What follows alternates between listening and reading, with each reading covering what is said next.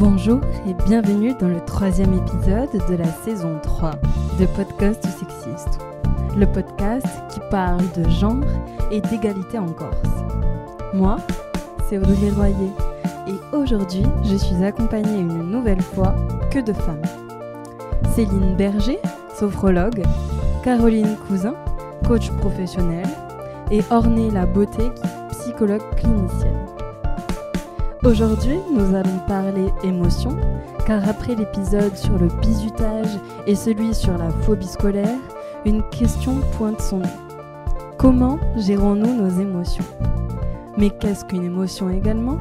Et n'est-elle pas seulement personnelle ? Répondons tout de suite à ces questions en commençant par la présentation de nos intervenantes. Alors bonjour, je me présente, donc je m'appelle Céline Berger, j'ai 50 ans, donc aujourd'hui je suis sophrologue, sophroanalyste et je pratique également les massages bien-être et les massages ayurvédiques. Alors au niveau de mon parcours personnel, je suis arrivée à la sophrologie vers l'âge de 36-37 ans,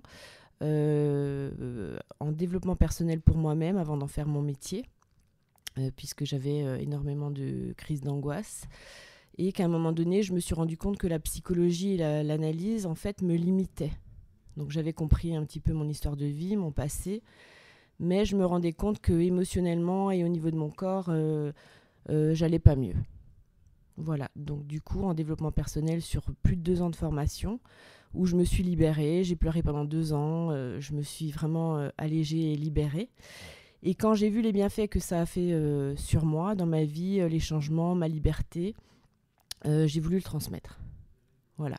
Donc au départ, j'ai commencé dans le bénévolat puisque j'avais pas besoin de travailler. Mon mari gagnait bien sa vie. Et j'ai fait 2-3 ans de bénévolat. Et quand j'ai divorcé, en fait, je me suis installée. Et du coup, les gens auxquels j'avais déjà fait des séances, en fait, m'ont tout de suite envoyé du monde. Voilà, donc ça fait 13 ans que j'exerce. Donc j'ai un cabinet sur Ajaccio. Je pratique également donc soit à domicile, en cabinet ou même en extérieur. Donc ça, c'est aussi une liberté avec la nature qu'on a ici ou au bord de la mer. C'est agréable. Alors la sophrologie, elle a été fondée dans les années 1960 par le docteur Alfonso Caicedo, qui était lui-même neuropsychiatre.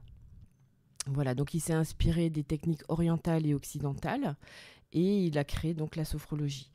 Donc dans ses sources d'inspiration, il y a un peu d'hypnose dans la sophrologie. Il s'est un petit peu inspiré de la relaxation progressive d'Edmund Jacobson, du training autogène de Schultz, donc c'était des médecins à l'époque.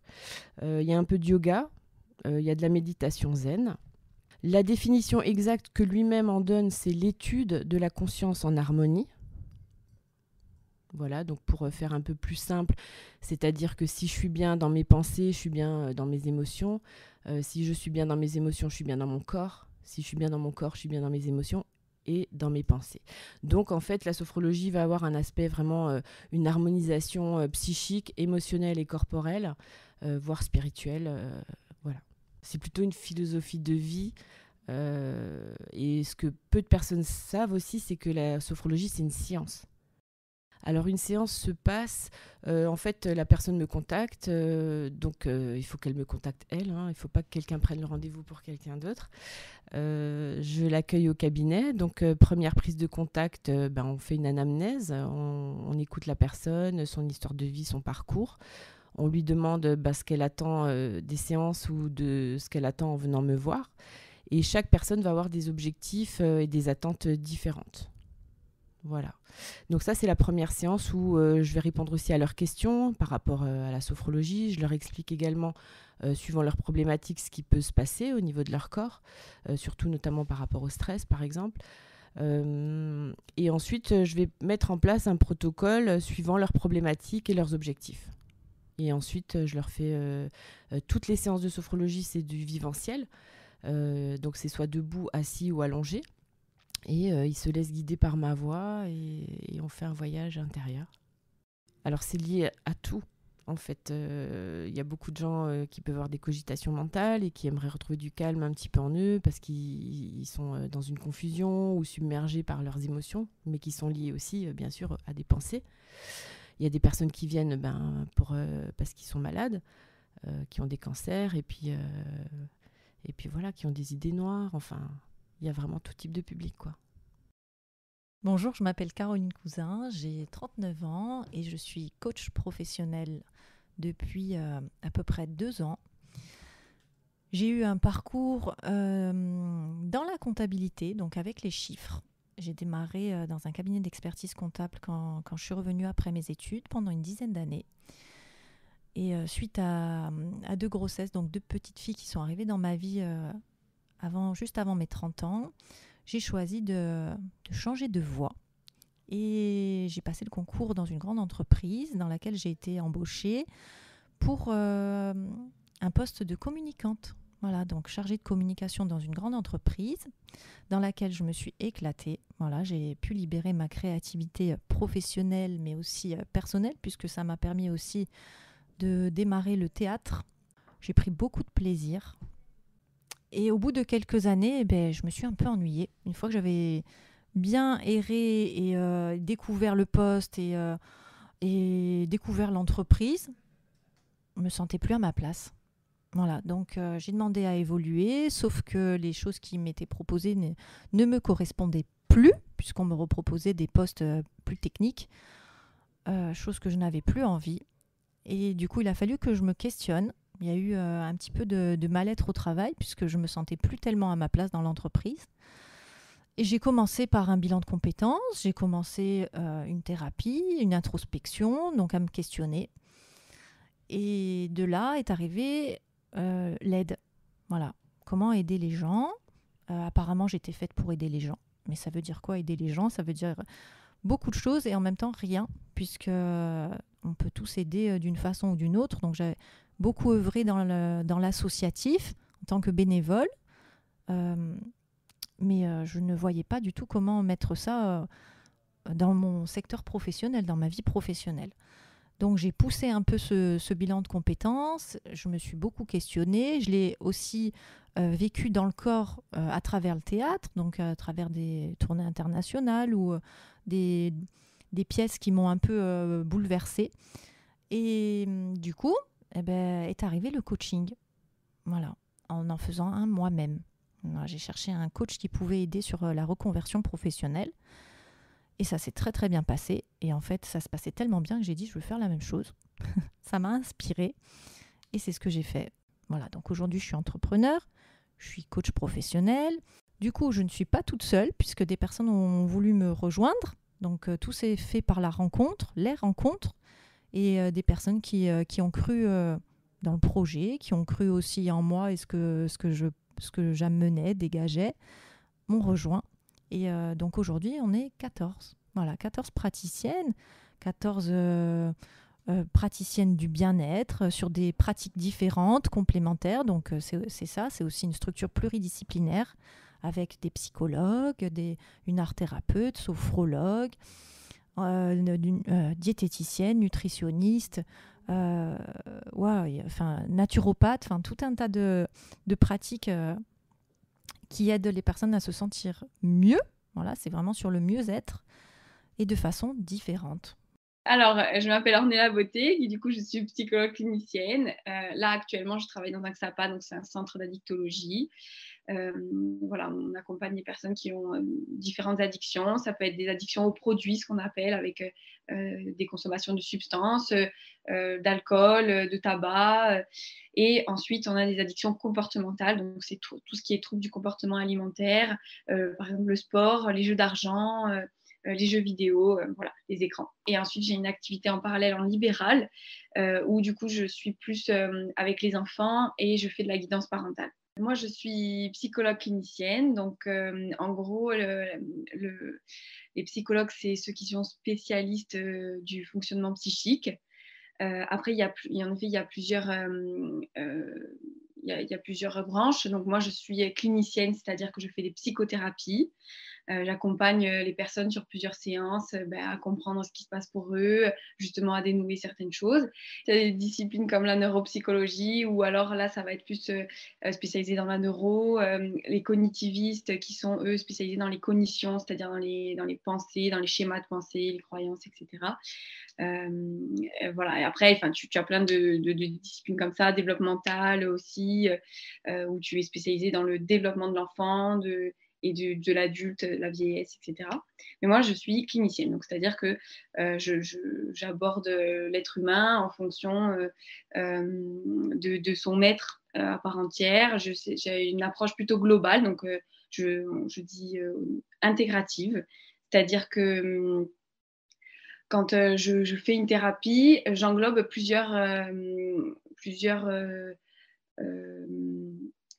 j'ai plusieurs paradigmes théoriques que j'utilise.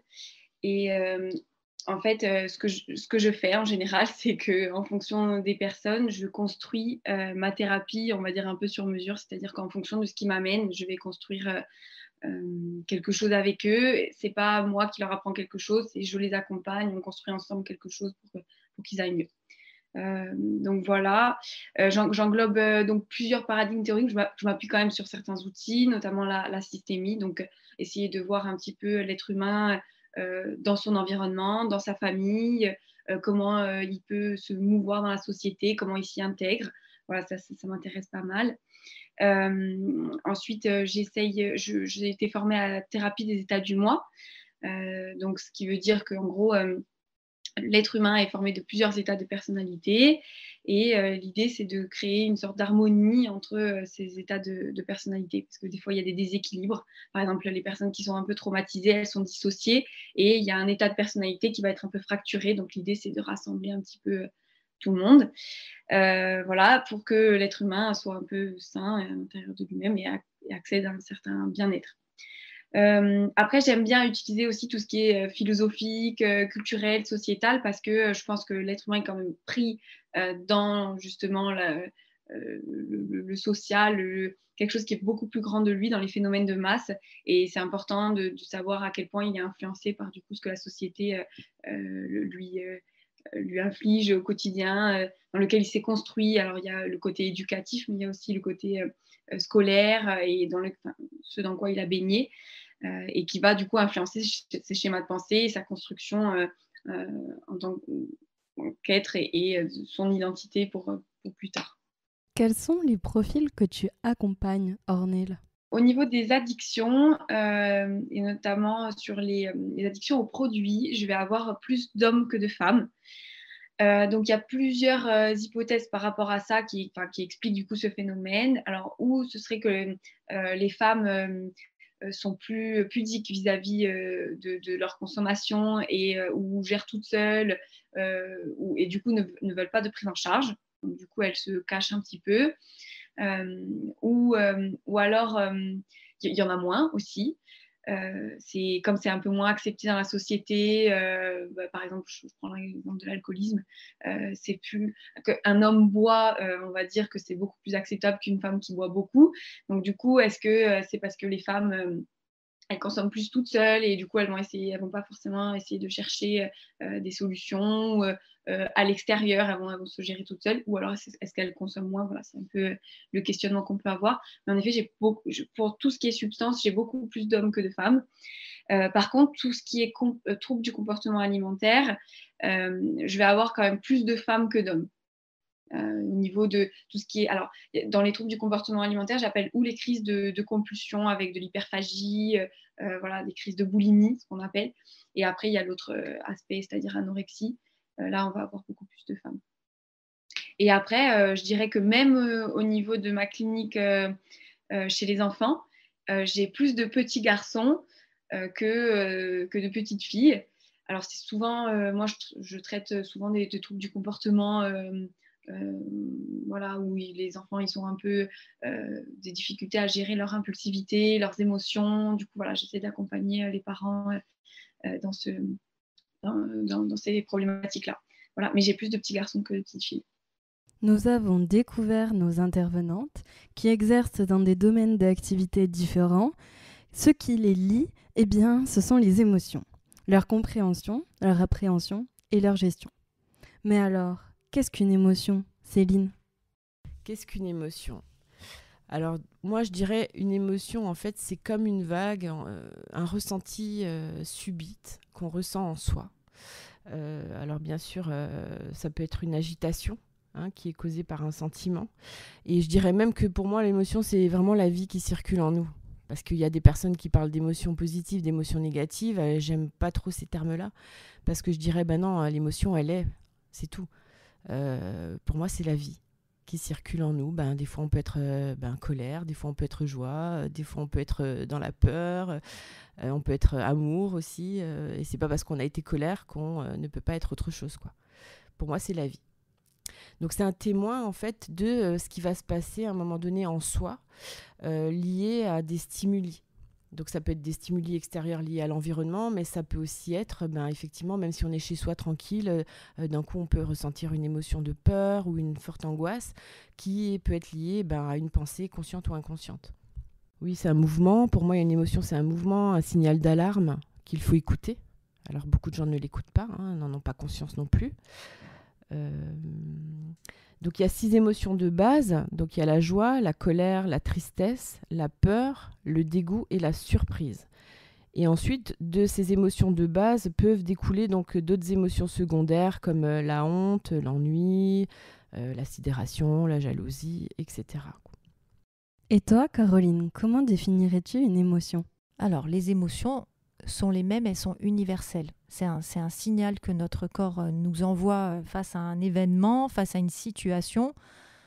Après, on n'a pas les mêmes réactions, on est tous différents, on n'a pas les mêmes émotions, on ne ressent pas les mêmes choses. Il y a des degrés. Quelqu'un va perdre son chat et ça va prendre des proportions énormes. Quelqu'un qui va perdre son chat et va le ressentir d'une façon différente. Voilà, donc c'est pareil au travail, c'est pareil autant dans la vie professionnelle que dans la vie personnelle. Il y a des degrés, il y a des échelles. Donc, la personne, elle doit s'écouter, elle doit savoir ce qui se passe à l'intérieur. Pour moi, c'est pas différent. Pour moi, c'est juste s'écouter. Une émotion, autant je vais ressentir de la joie dans mon travail, autant je vais ressentir de la joie à la maison. C'est le moment qui va être différent. C'est l'environnement qui va créer quelque chose de différent.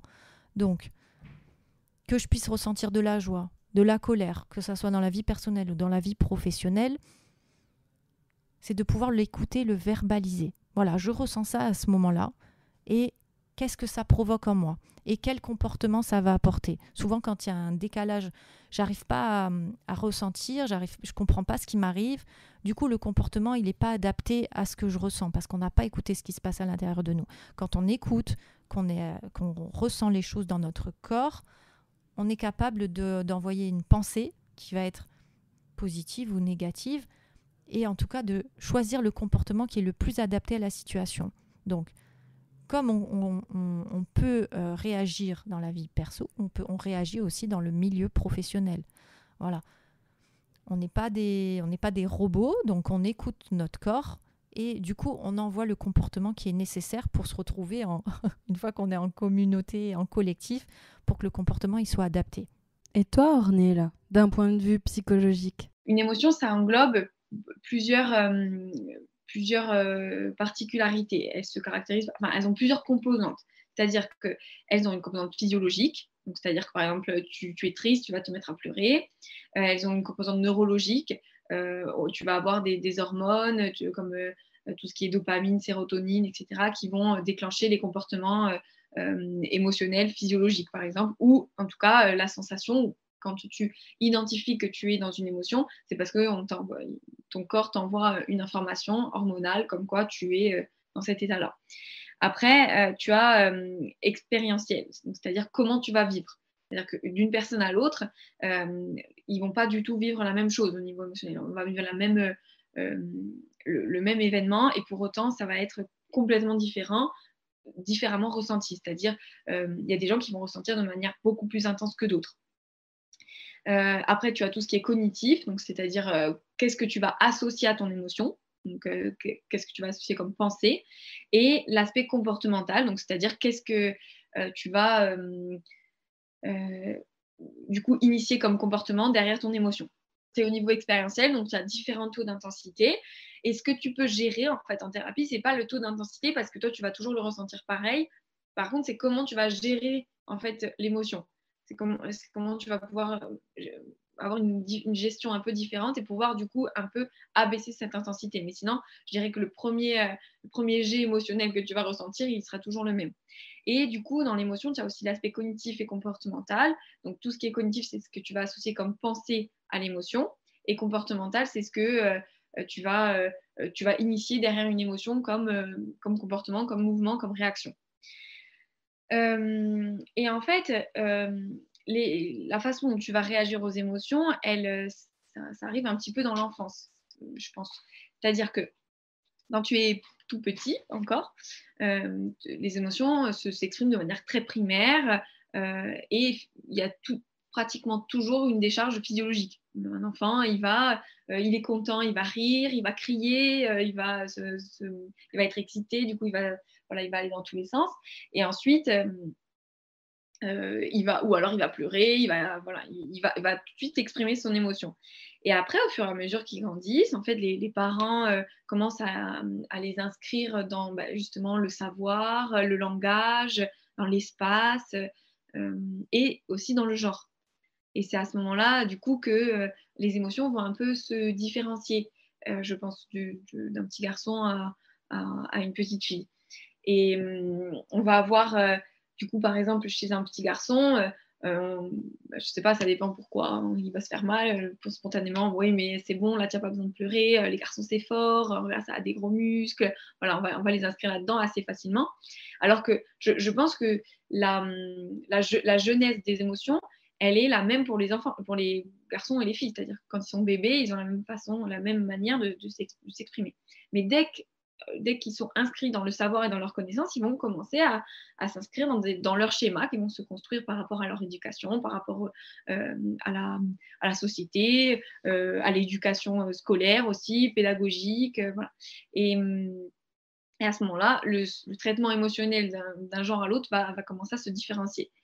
Et chez les garçons, on va peut-être un peu inhiber ce côté émotionnel, donc ils vont plus tard avoir beaucoup plus de mal à identifier ce qui se passe en eux et du coup avoir plus des symptômes physiques. Les garçons, ils vont avoir des troubles du comportement un peu déviants à l'adolescence, par exemple, ils vont faire des bêtises, vont sécher les cours, etc. Alors que les filles, ça va être plus, elles vont ressentir beaucoup plus leurs émotions et peut-être avoir moins de comportements déviants ou moins de réactions, je dirais, physiques ou somatiques. Si on stéréotype vraiment les choses. Hein. Après, au vu du changement de notre société, que justement on parle beaucoup de ça chez les hommes et chez les femmes, parce que les hommes, je pense qu'ils en souffrent énormément, étant donné que au niveau émotionnel, la seule émotion qui peut être acceptée, c'est plus la colère, l'agressivité, voilà, je vais montrer que je suis le plus fort, et il n'y a que ça, la violence, donc ça c'est acceptable. Après, tout ce qui est tristesse, sensibilité, ça va être beaucoup plus compliqué. Et je pense que c'est aussi pour ça que les substances, moi, en tout cas dans mon travail, je retrouve ça avec les substances, c'est que ça leur permet d'extérioriser leurs émotions. Tandis que les femmes, qu'elles soient en colère, on va plus les traiter du coup d'hystériques ou voilà, si elles sont violentes, ça va être beaucoup moins acceptable, mais du coup elles vont plus aller vers quelque chose de l'ordre de la tristesse, de la mélancolie, de la dépression. On comprend bien qu'une émotion n'a pas de barrière. On peut en ressentir une au travail, dans notre vie personnelle et n'importe quand. Mais alors, comment l'identifier, Céline ? C'est seulement quand on est à l'écoute de soi. Il y a des personnes, par exemple, qui peuvent ressentir de la colère, qui vont s'énerver, qui vont déverser la colère, par exemple, sur un conjoint ou sur un enfant, et ils ne s'en rendent pas compte. Voilà. Alors qu'il y a des personnes qui s'en rendent compte, mais après, où les mots ont dépassé la pensée et vont après s'excuser. Et quand on en a conscience, c'est assez difficile dans l'instant de se dire tiens, je suis en colère, je me fais un temps de pause. Donc il y a peu de gens qui vont le faire. Voilà, donc dans mon approche, je vais essayer de dire aux personnes, quand vous ressentez par exemple de la colère, essayez de vous demander dans l'instant, alors avec des techniques de respiration, on pose d'abord un petit peu l'émotion et on l'accueille comme une invitée et qu'est-ce qu'elle a à me dire ou à m'apprendre, déjà sur moi-même. Voilà, parce que des fois, les gens disent « tiens, l'autre, il m'a mis en colère ». Non, non. En fait, l'autre est un révélateur de ton intérieur. Donc, si tu as ressenti de la colère, c'est ta colère, elle est à toi, quoi. Il faut essayer de comprendre. Alors, c'est pas évident, en fait, de comprendre l'émotion, hein, d'accord ? Alors, on imagine, je reste sur donc, l'émotion de colère. Donc, je prends conscience, tiens, je ressens de la colère. Je la ressens où ? En moi, dans mon corps. Donc souvent, on la ressent dans son ventre, on peut avoir chaud dans le corps. Donc déjà, il y a des manifestations au niveau physiologique, donc qui sont liées soit donc à un événement extérieur, une personne, qui va être le révélateur, donc qui va réveiller en fait ce qui se passe dans mon intériorité. Voilà.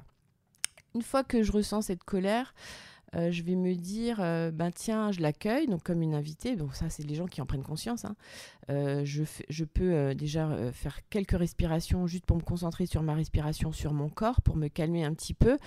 Et j'essaye de l'analyser. Donc souvent, derrière la colère, il peut y avoir des peurs, il peut y avoir des manques ou de la frustration.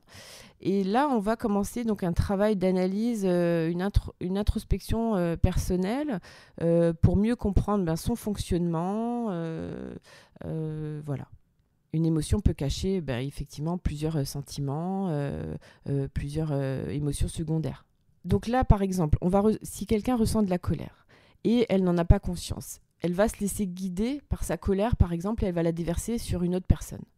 Donc si l'autre personne se met également en colère, en fait, tout va s'embraser. Alors que si maintenant elle ressent de la colère, elle va libérer sa colère sur une autre personne qui reste calme. La personne calme va à un moment donné réussir d'elle-même, la personne qui est en colère va se calmer.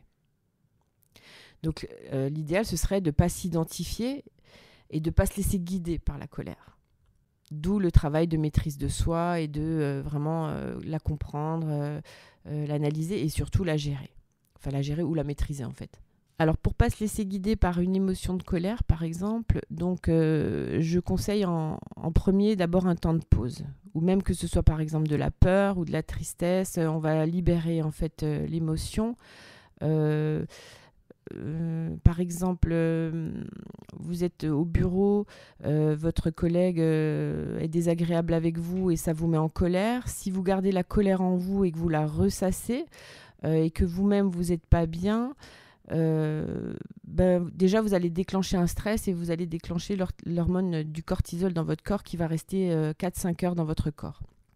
Par contre, on imagine, je ressens de la colère et je vais d'abord faire quelques respirations pour me calmer, poser mon émotion et ensuite je vais libérer ma colère par la voie de l'expression en disant par exemple à ma collègue écoute, je suis en colère contre toi parce que voilà, et vous développez, vous allez par la voie de l'expression libérer votre colère.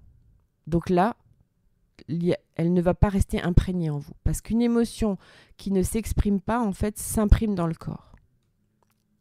D'où après, on peut aller sur ce qu'on va somatiser, où on peut se déclencher des tensions, des crispations, des douleurs à l'estomac, voilà, plein de manifestations et on peut, même des fois des maladies, mais ça à long terme, quoi. Souvent, les personnes, quand elles arrivent en accompagnement, justement, elles ne comprennent pas leurs émotions. Et le but de l'accompagnement, alors qui peut être fait de différentes façons, en tout cas en coaching, c'est d'apprendre à les écouter. D'abord, on écoute ses émotions, qu'est-ce qui se passe, à quel endroit ça fait mal, à quel endroit ça s'agite, à quel endroit ça vient bouleverser un peu les choses. Et d'abord, c'est de poser des mots. Voilà, donc elle verbalise. Voilà, je ressens ça, il m'arrive ça. Et la première fois, c'est je ne comprends pas la question. Voilà, je sais pas où est-ce que ça se passe, je sais pas ce qui se passe dans mon corps. Voilà, donc on se pose, c'est ok. Donc peut-être qu'au démarrage tu ne comprends pas, mais ça va venir. Voilà, donc juste de prendre conscience qu'on a tous des émotions et peut-être que quand on est un peu plus à l'écoute, ça permet après de les réguler. Voilà, donc il y a tout un travail d'abord d'identification, d'écoute et voilà, de dire, ok, avec la situation dans laquelle, la situation que tu me partages, parce qu'on travaille sur des situations, donc là, tu me dis qu'à un moment donné, tu te trouves dans une relation conflictuelle au travail, donc qu'est-ce qui se passe ? Qu'est-ce qui se passe à ce moment-là ? Qu'est-ce que tu as ressenti ? Et du coup, quand on est à l'écoute de nos propres émotions, ça nous permet ensuite, une fois qu'on a appris pour nous, d'être à l'écoute de celles des autres. Voilà, donc c'est ce qu'on appelle aussi l'intelligence émotionnelle. On travaille sur les émotions, donc d'abord sur les nôtres, et après on développe l'intelligence émotionnelle. Ça veut dire qu'on est apte et on a une capacité, on est plus agile pour écouter celle des autres. Et du coup, que les relations se passent mieux. Voilà, qu'il y ait une communication qui se mette en place. Déjà, en effet, il faut du coup identifier ce qui se passe en nous.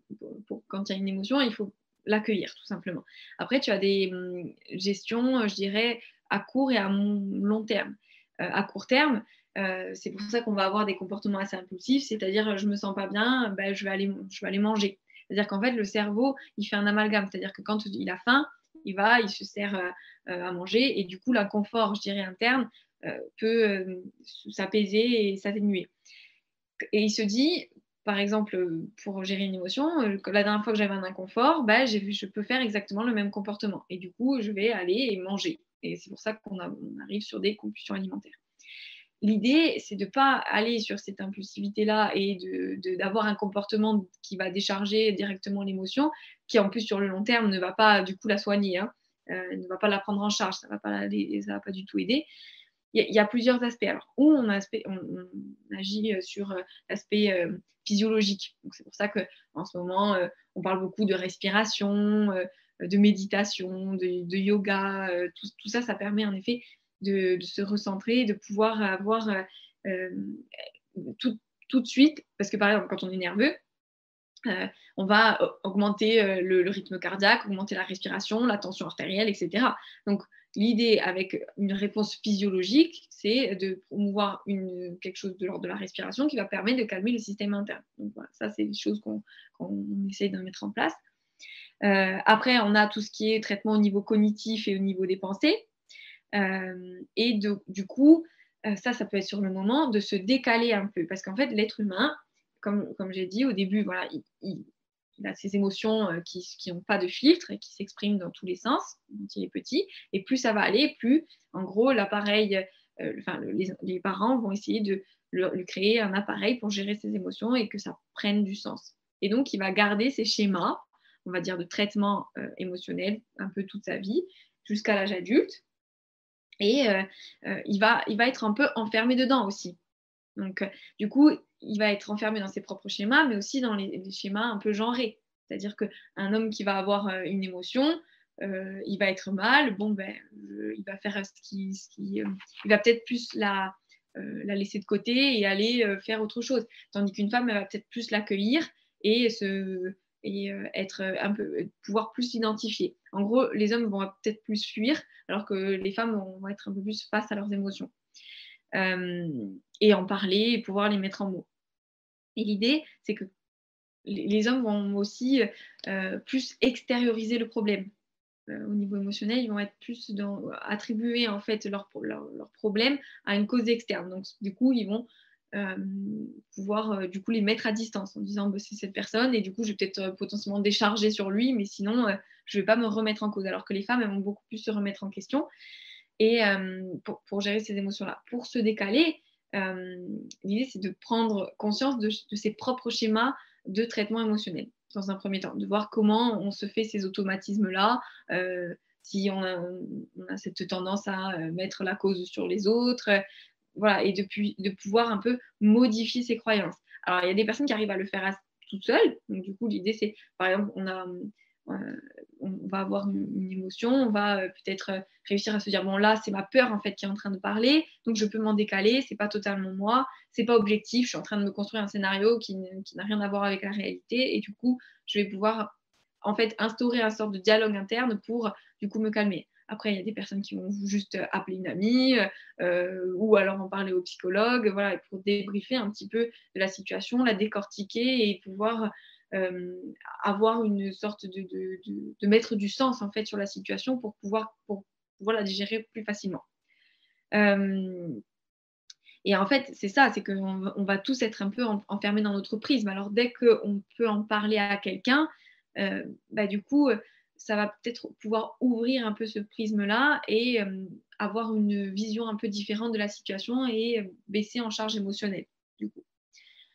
Pour les femmes, ça va être peut-être plus facile que les hommes qui vont avoir d'autres stratégies en fait pour gérer. Après, voilà, il faut avoir cette capacité introspective de pouvoir identifier la bonne émotion. Parce que des fois, on a des sortes d'émotions écrans. On va être en colère, mais derrière ça, il y a peut-être de la tristesse ou des choses beaucoup plus profondes, en fait, qui viennent s'exprimer dans une situation qui n'est pas du tout adaptée, en fait. C'est parce que c'est quelque chose qu'on a vécu auparavant qui nous fait surréagir, en fait, à la situation présente. Pour citer Damien Bocquet et Didier Lett, dans Les émotions à l'épreuve du genre, les émotions sont souvent considérées comme un puissant marqueur de genre. Depuis la théorie antique des tempéraments, le masculin est du côté des émotions chaudes et sèches, comme la colère, la fureur, l'hardiesse et la haine. Et le féminin est du côté des émotions froides et humides, comme la modestie, la douceur, la crainte, la pudeur, la compassion et encore la langueur. Dans le monde occidental, on considère aussi que les émotions sont davantage féminines et que la raison est plutôt masculine. Fin de citation. Avec l'évolution de la médecine, on a même associé les hormones à des changements d'émotions. Les hormones de la femme étant plus nombreuses que chez l'homme, cela renforce le sentiment d'instabilité et donc encore une fois, l'infériorité de la femme face à l'homme. Sauf que l'on voit bien, avec la prise de conscience de la masculinité toxique, que les hommes ressentent bel et bien des émotions, mais sont éduqués à ne pas les montrer et donc, par conséquent, ne savent pas les gérer. Alors par rapport à, par exemple, un garçon où on va dire, ne pleure pas, tu es un garçon, ça va relever en fait de le conditionnement un petit peu familial, l'éducation. Et du coup, l'enfant, sur l'instant, il va enregistrer quelque chose au niveau de son inconscient. Et puis, il va enregistrer cette croyance. Alors effectivement, à l'âge adulte, s'il a entendu toute sa jeunesse, ne pleure pas, les garçons ne pleurent pas, il ne va pas se l'autoriser. Donc là, on va relever plutôt dans l'ordre du système de croyance de la personne. Donc elle ne va pas se l'autoriser. Et effectivement, quand ce garçon aura envie de pleurer, il va se rappeler sa croyance et il va se l'interdire. Du coup, il va refouler son émotion, il va la garder en lui. Et effectivement, là, on peut partir sur le somatique. Il va somatiser certaines choses et après, ça dépend de chaque individu, comment va se traduire ce psychosomatique, quoi. Ça dépend de chaque individu, on est tous différents. Il y en a qui peuvent sortir dans des cas de stress, de l'eczéma, et d'autres non. Donc ça dépend des personnes. Et les filles, est-ce qu'elles sommeillent de la colère ? Alors ici, je dirais pas qu'elle sommeille la colère, je dirais plutôt qu'elle sommeille en fait la peur du regard et du jugement de l'autre. Donc là, ici, c'est très inscrit au niveau des croyances familiales, mais aussi culturelles. Donc là, au sein de mon cabinet, les personnes que je reçois, c'est plus pour reprendre leur pouvoir personnel, la confiance en elles, pour se dégager en fait de la peur du regard de l'autre. Caroline, c'est donc nouveau de parler des émotions chez les hommes, mais aussi dans le travail. Jusqu'à peu, on parlait uniquement de compétences et on distinguait le privé du professionnel. Mais alors, les personnes qui viennent te voir, arrivent-elles à identifier leurs émotions ? En effet, les émotions dans les entreprises, c'est récent. Ça fait pas longtemps qu'on en parle. D'ailleurs, les neurosciences ont commencé à étudier les émotions et l'intelligence émotionnelle depuis une quinzaine d'années. Voilà, donc c'est tout récent. On parle d'émotions depuis bien plus longtemps que ça. Maintenant, l'intelligence émotionnelle et les neurosciences, ça fait 15-20 ans que ça commence à rentrer, qu'on a des auteurs qui écrivent dessus, des recherches qui sont faites scientifiques. Donc l'intelligence émotionnelle commence à arriver dans le milieu professionnel. D'ailleurs, les formations qui nous sont demandées et quand on fait appel à nous en entreprise aussi, c'est pour nous dire on aimerait intégrer l'intelligence émotionnelle qui va emmener à de l'intelligence collective pour que les personnes puissent se parler, s'écouter et tout ça c'est assez récent en effet. Comment ça se passe justement? Est-ce que les personnes elles reconnaissent d'abord leurs émotions si elles les reconnaissent dans leur vie perso, est-ce qu'elles les reconnaissent dans leur vie pro? En tout cas, d'abord, elles savent dire, je me sens pas bien, il y a quelque chose qui se passe. Ou il y a un conflit, ou j'ai perdu mes moyens. Donc d'abord, c'est je ne sais pas faire ça. Avant de dire j'écoute mes émotions. Donc, qu'est-ce qui ne va pas? Et une fois que qu'est-ce qui ne va pas, ok, qu'est-ce qui s'est passé à ce moment-là pour que soit tu te retrouves en colère pendant une réunion où tu as entendu quelque chose qui ne te convenait pas, ou comment ça se fait que tu es parti en claquant la porte, ou alors qu'est-ce que ça a provoqué en toi ce moment-là. D'abord, la personne, elle revient en disant je ne sais pas ce qui m'arrive, il y a quelque chose qui ne fonctionne pas.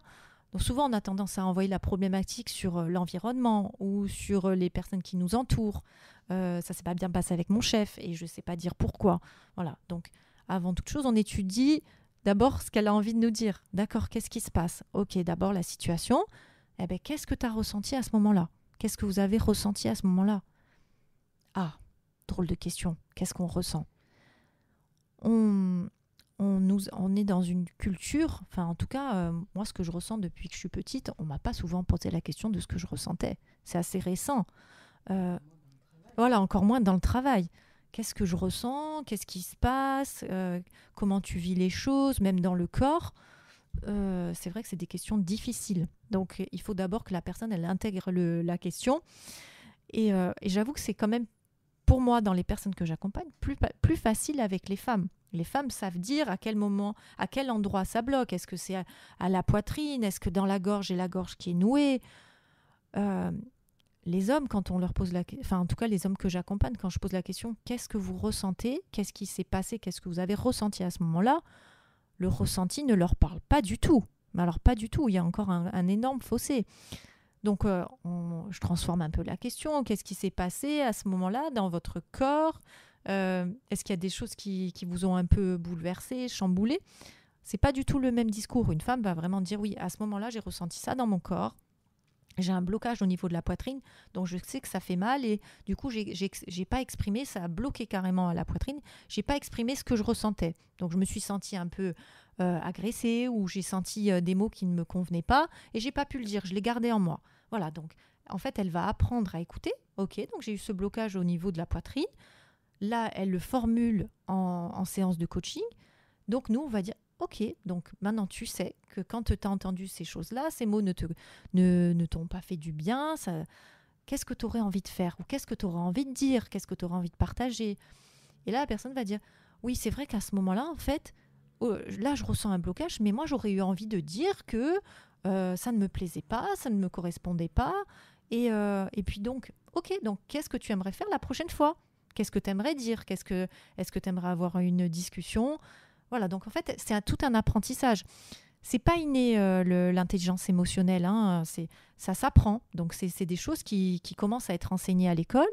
C'est comme tu apprends sur les langues, comme tu apprends les mathématiques, l'intelligence émotionnelle est en train de rentrer dans les programmes. Alors, on a encore un peu de retard par rapport au Canada ou les pays nordiques, mais on l'entend en entreprise. Il y a aussi un travail qui est en train de se faire avec l'éducation nationale. Mais l'intelligence émotionnelle est quelque chose qu'on doit apprendre, qu'on doit transmettre à nos enfants, qu'on doit transmettre aux personnes en entreprise qui n'ont pas eu cette chance d'être éduquées à l'intelligence émotionnelle. Mais voilà, comme je te dis, comme on apprend à écrire, à parler, on apprend nos émotions. Donc, en fait, ce travail qui est fait, même avec des personnes de 40-50 ans, c'est un apprentissage. Donc d'abord, c'est pour ça qu'on dit on écoute, et puis on rentre on met en place des habitudes et des choses qui vont permettre à la personne d'ancrer ça dans leur quotidien. Et autant elles vont l'apprendre peut-être qu'elles arrivent chez moi pour la problématique professionnelle, mais elles vont l'apprendre pour leur vie personnelle. Moi, je ne fais pas de distinction entre l'apprentissage qui se fait en coaching sur la vie pro et la vie perso, c'est la vie tout court. Donc, tu viens apprendre peut-être à parler de tes émotions au travail, mais en même temps, tu sais que ça va te servir dans tous tes domaines de vie, que ça soit pro, perso, tes amis, ton cercle social, ton environnement, tes enfants, peu importe. Voilà, tu es en apprentissage, donc il faut un petit peu de temps. Ça ne se passe pas en un claquement de doigts. Nous, en tant que coach, on est là pour tenir la main le long de cet apprentissage, comme on tiendrait la main à un enfant qui apprend à marcher.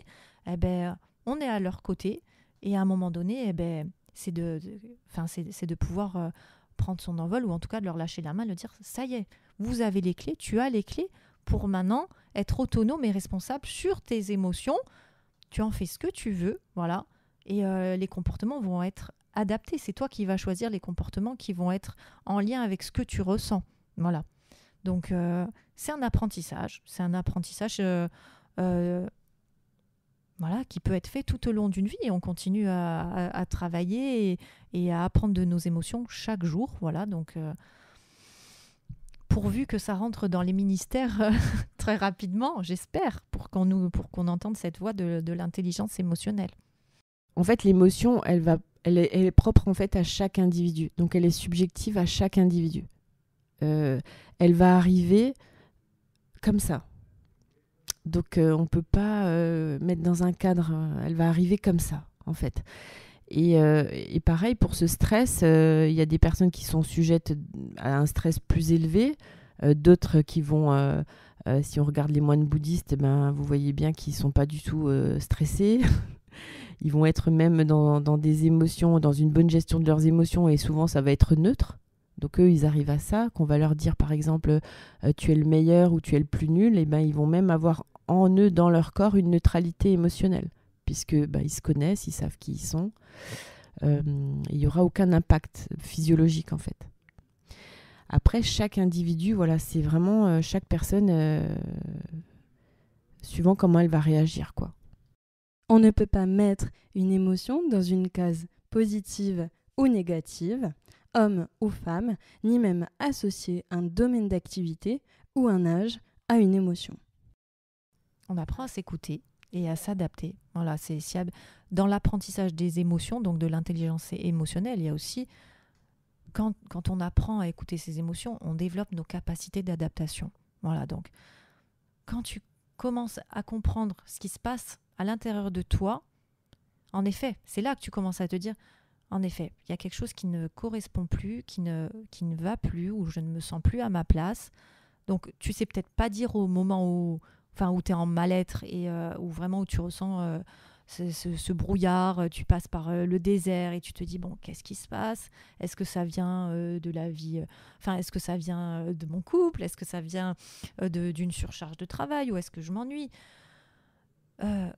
Une fois que t'as posé tout ça, tu es capable de dire, ok, en fait, aujourd'hui, je me sens plus à ma place parce que je sais que ça me correspond plus, que cette voie que j'avais choisie à un moment donné, c'était pas la voie qui me correspondait le mieux, ou elle me correspondait pendant un moment, mais en tout cas, c'est plus celle que j'ai envie de vivre aujourd'hui.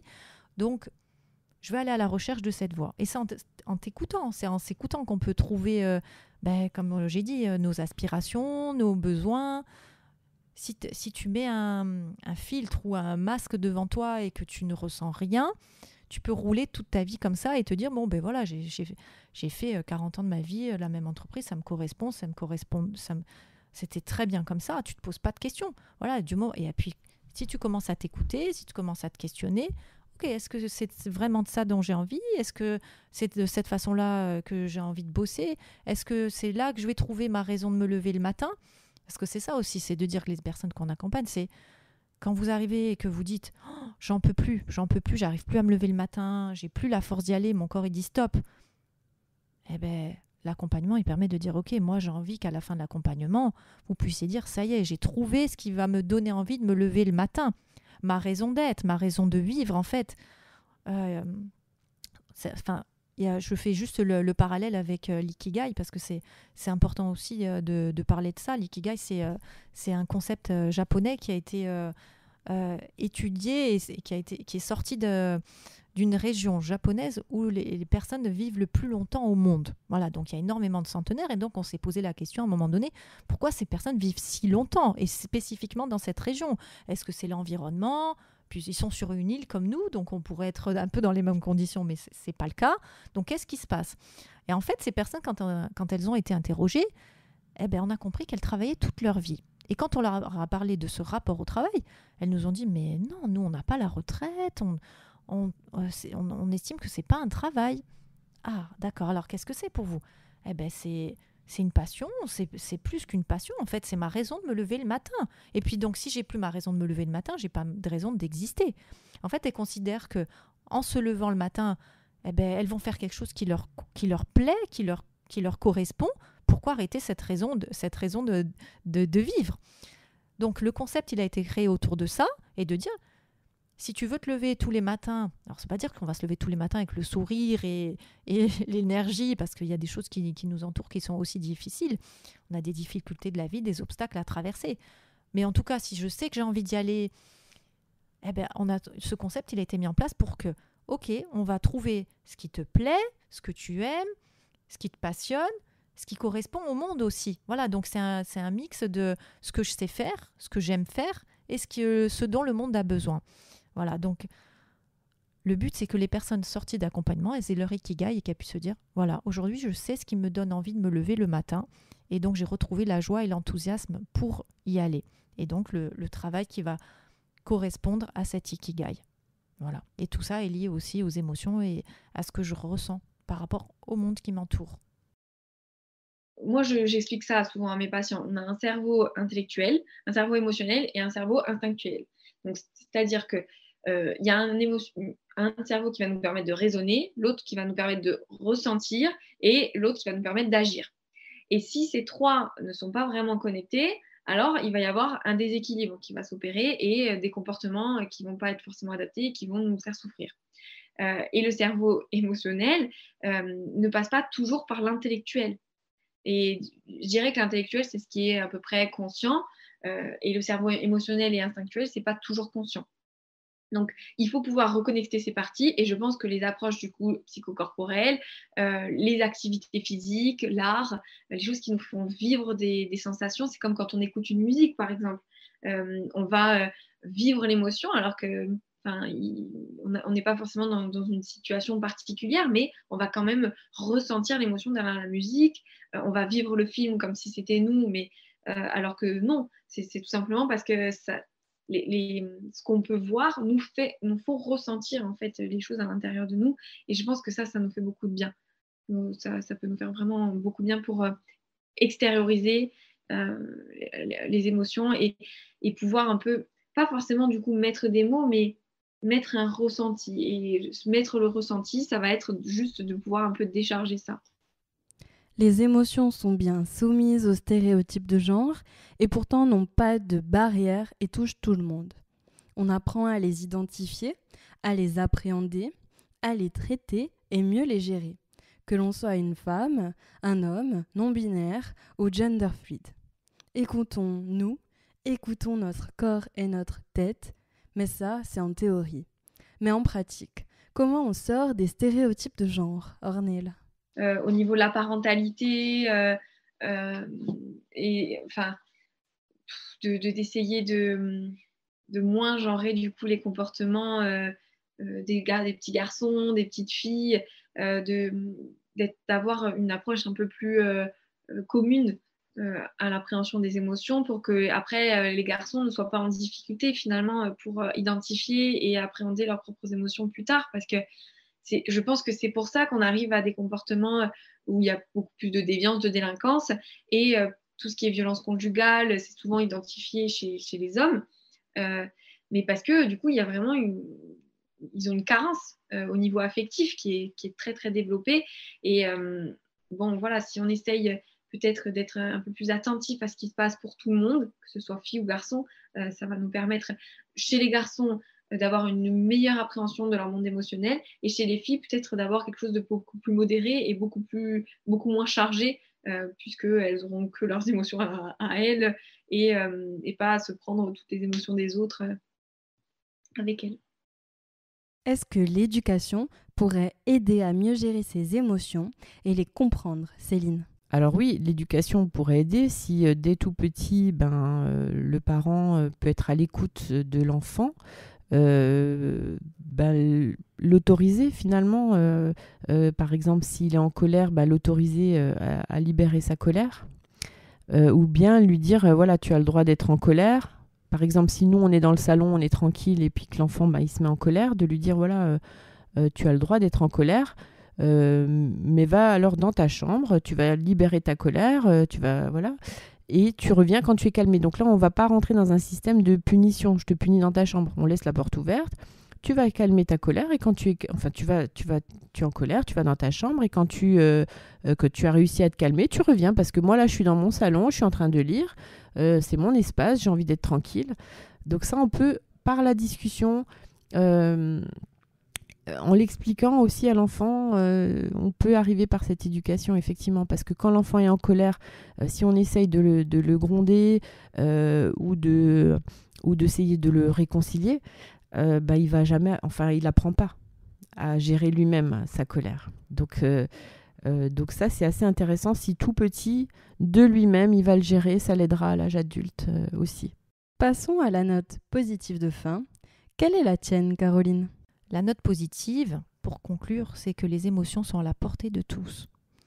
Donc, quand on ne sait pas et qu'on ne comprend pas, on se fait accompagner pour essayer de comprendre et les mettre à notre service, parce qu'elles sont là à notre bénéfice et que du coup, ça nous permet de vivre dans une vie épanouie, sereine.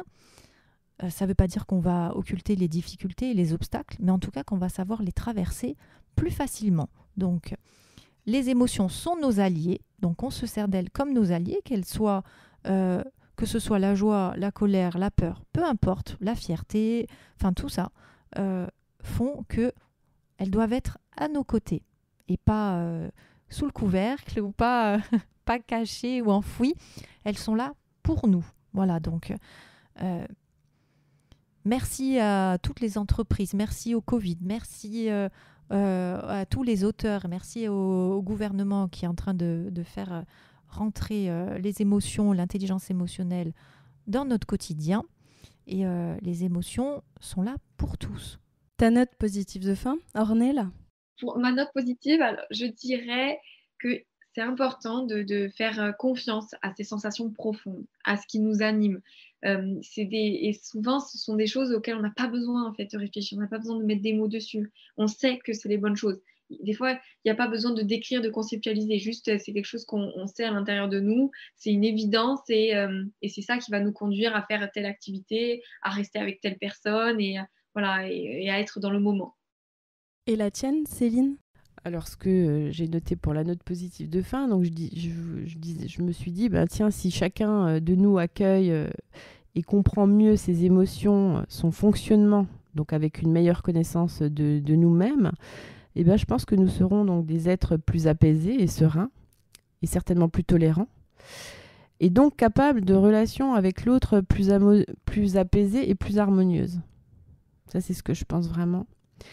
Et la rencontre avec soi et son monde émotionnel, et bien sûr bien le gérer, permet donc à chacun d'être dans une meilleure rencontre avec l'autre. Si on est dans une meilleure rencontre avec soi, je pense qu'on peut être dans une meilleure rencontre avec l'autre. Nous avons fait un rapide tour des stéréotypes de genre dans les émotions et leur gestion. On retient qu'elles sont universelles, qu'elles ne sont ni négatives ni positives. On apprend à les identifier pour arriver à les gérer. On apprend qu'elles sont partout, dans le professionnel, le personnel, et à tout âge, et à tout moment de notre vie.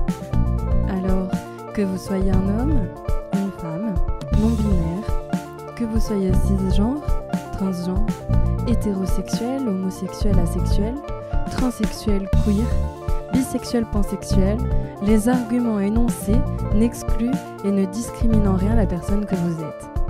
Via ce podcast, nous souhaitons libérer la parole, ouvrir la pensée et faire réfléchir sur les différents sujets liés au genre. Merci d'avoir écouté cet épisode de Podcast ou Sexiste.